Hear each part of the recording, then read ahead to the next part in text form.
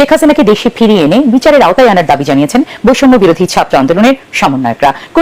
এই মুহূর্তে ভারতে পলাতক আছেন বা নির্বাসিত আছেন সাবেক প্রধানমন্ত্রী শেখ হাসিনা।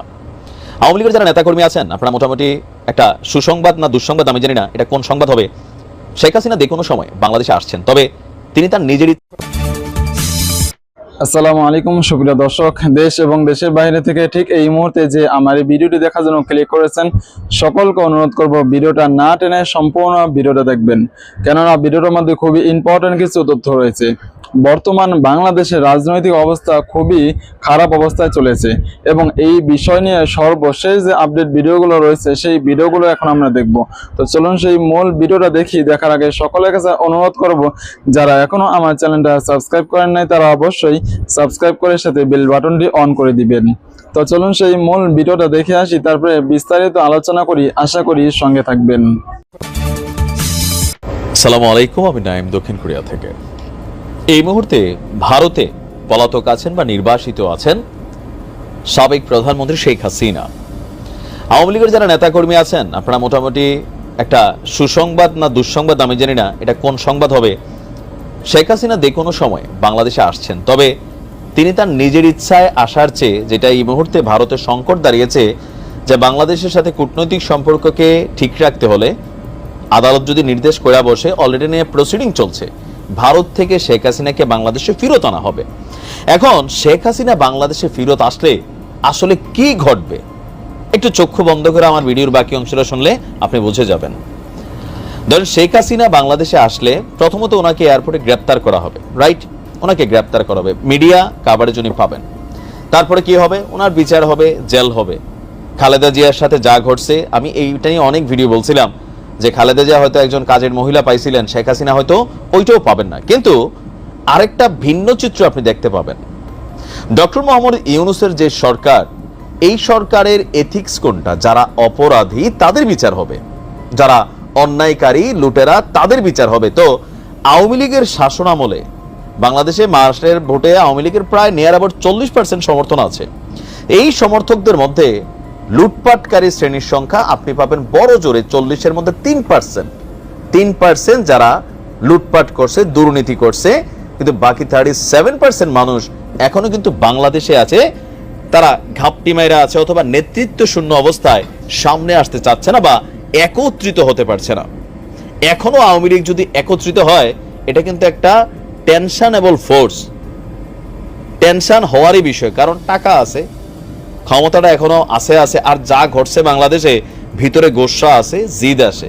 আবার ইতিহাস বলে বারবার যে রাজপথের আন্দোলনে বিরোধী দল হিসেবে যখন আওয়ামী লীগ থাকে, তখন আওয়ামী লীগের মতন সুপার পাওয়ার এদেশের রাজনৈতিক ইতিহাসে খুব কম দলই প্রকাশ করতে পারছে। যেমন ধরেন 96-তে সম্ভবত বিএনপি কিন্তু তত্ত্বাবধায়ক বাদ দিয়ে নির্বাচনটা করে ফেলছিল, ক্ষমতাটা নিয়ে আনিছিল, কিন্তু ধৈর্য রাখতে পারে না আওয়ামী লীগের জন্য। আওয়ামী লীগ কিন্তু খুবই এই জায়গায় শক্ত একটা খেলোয়াড়। আবার আওয়ামী লীগ যখন তত্ত্বাবধায়ক সরকার এস্টাবলিশ করে ফেললো বাদ দিয়া নির্বাচন, বিএনপি কিন্তু ওইখানে ওইভাবে আওয়ামী লীগরে পতন করাইতে পারে নাই। যে কোনো কারণে হোক, খেলাতে আসে কোনটা? জয় বিজয়। তো এখন যদি শেখ হাসিনা বাংলাদেশে আসেন, তিনি যদি জেলেও থাকেন, ওনার তার ফাঁসি দিয়ে দিবে না, এটা হবেও না। জেল হবে, ডিভিশনগত সুবিধা পাবেন। ডিভিশনগত সুবিধা তো বোঝেনি। অনেকে মনে করেন যে ওনার রিমান্ড হবে, অনেক থেরাপি টেরাপি, এগুলা ভুল। যারা এই লেভেলের, আইন সবার জন্য সমান না। আমাদের মন্ত্রী এমপিরাও কিন্তু আলাদা ডিভিশন পায়, মানে জেলের মধ্যে একটা সুন্দর রুম থাকে, সেখানে তারা ভালো ভালো খায়, কম বেশি আর কি।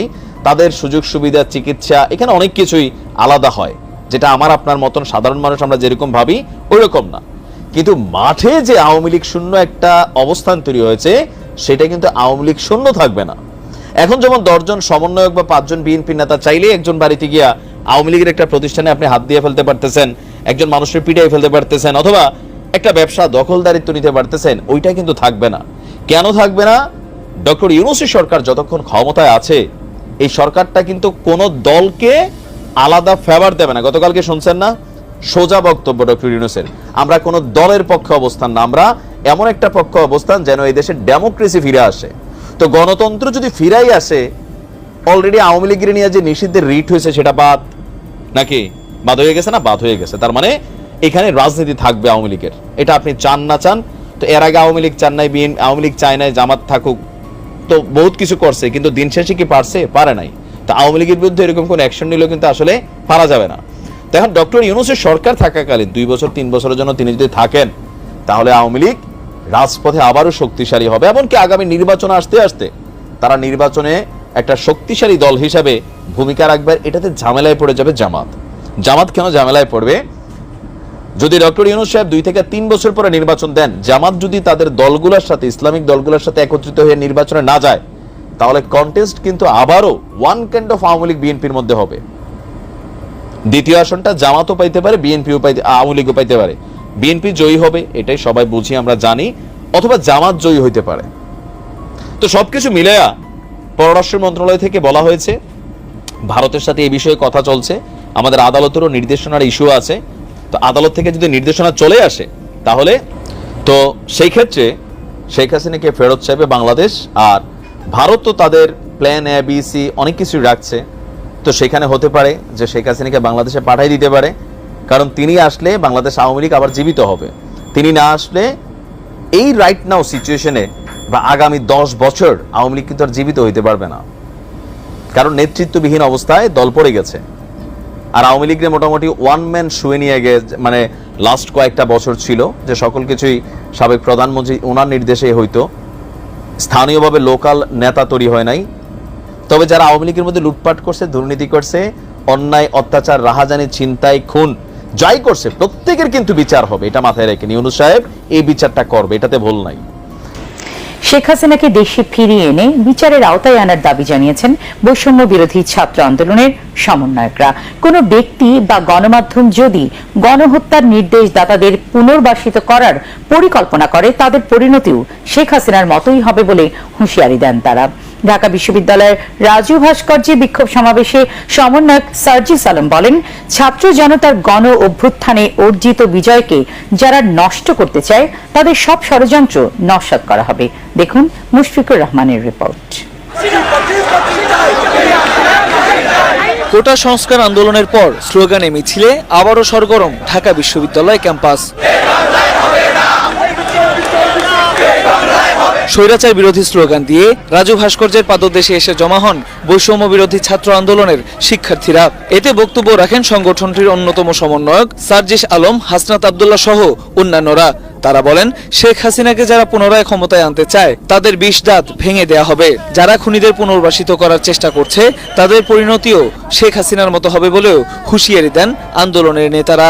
যারা খুনিদেরকে পুনর্বাসন করার জন্য ব্যাকস্টেজে মেকানিজম করছেন, আপনাদের এই প্লটিং এর আমরা 20 দাঁত ভেঙে দিব। আমরা সচেতন করে দিতে চাই উপদেষ্টাদের। আমরা ছাত্র ছাত্রতা যেভাবে তাদেরকে উপদেষ্টা বানিয়েছি, একইভাবে গদি থেকে ছুড়ে নামাতে আমরা দিদাবো। 250-টিরও বেশি ডিজাইন অপশন নিয়ে ওয়ালটন স্মার্ট ফ্রিজ, বোঝে আপনার প্রয়োজন।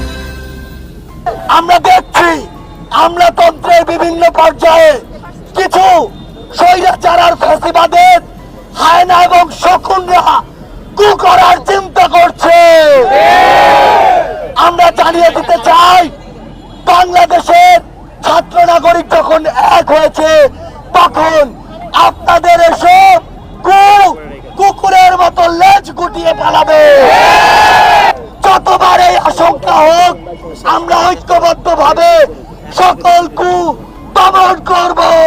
এ সময় সাবেক প্রধানমন্ত্রী শেখ হাসিনা সহ অন্যান্য দোষীদের দ্রুত দেশে ফিরিয়ে এনে বিচারের আওতায় আনার দাবি জানান তারা। এই ফ্যাসিজমের যারা ফুট সোলজার ছিল, তাদেরকে আসামি করে এই অন্তর্বর্তীকালীন সরকারের কাছে আমরা দাবি করছি, খুনি হাসিনাকে আসামি করে আন্তর্জাতিক অপরাধ ট্রাইব্যুনালে মামলা দায়ের করতে হবে। এছাড়া দেশ বিরোধী ষড়যন্ত্র রুখে দিতে গণমাধ্যম ও সাধারণ মানুষকে সোচ্চার হওয়ার আহ্বান। ভিডিওটা দেখার জন্য অনেক অনেক ধন্যবাদ। ভিডিও সম্পর্কে আপনার কি মতামত সেটা অবশ্যই কমেন্ট বক্সে কমেন্ট করে জানাবেন। ভিডিওটা অবশ্যই লাইক করবেন, যদি পারেন ভিডিও সম্পর্কে প্লিজ 2টা লাইন কমেন্ট করে জানাবেন, আর অবশ্যই ভিডিওটা শেয়ার করে দিবেন। আর আপনি যদি আমার চ্যানেল নতুন হয়ে থাকেন, তাহলে অবশ্যই চ্যানেলটা সাবস্ক্রাইব করার সাথে বেল বাটনটি অন করে দিবেন, যাতে করে প্রত্যেক মুহূর্তের আপডেট ভিডিও আপনাদের কাছে আমি পৌঁছাতে পারি। ভালো থাকবেন, সুস্থ থাকবেন, দেখা হবে কোনো নেক্সট ভিডিওতে। আল্লাহ হাফেজ। সো গাইস, ভিডিওটি ভালো লেগে থাকলে লাইক করবেন, অবশ্যই কমেন্ট করে জানাবেন ভিডিওটি কেমন হয়েছে। আর হ্যাঁ, আপনি যদি আমার চ্যানেল নতুন হয়ে থাকেন তাহলে অবশ্যই নিচে দিয়ে সাবস্ক্রাইব করবেন। আর এই পাশে যে ভিডিওগুলো দেখতে পাচ্ছেন তো অবশ্যই দেখবেন এবং এনজয় করবেন। ভালো থাকবেন, সুস্থ থাকবেন এবং সবসময় আমাদের সাথে থাকবেন।